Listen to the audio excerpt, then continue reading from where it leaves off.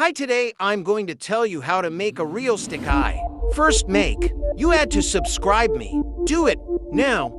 Did it? Okay, then before we start, if you are interested in art or like to listen stories of past experience, I'm starting a series of drawing and storytelling in background which make your time utilize and enjoy drawing with me, so let me start.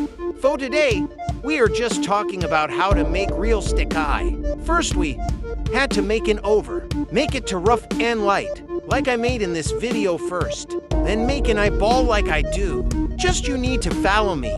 Now make some outlines with little darker pencil like 3B or for billion pencil. Then color the eyeball and remain 1 or 3 corner for light reflection.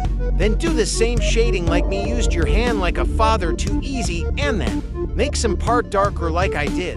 Then after, if you want smooth shading, then use any brush. You can use makeup brush or others. I'm using painting brush, its last work, and use it as I did, like the same way now. At the end you just had to make some highlight using darker pencil or do it with presser and use a edge of eraser and make highlight in same corners of eye like you did in the eyeball, and your Realstic eye is ready. Hope you like it. Okay, then that's it for the day. Bye bye.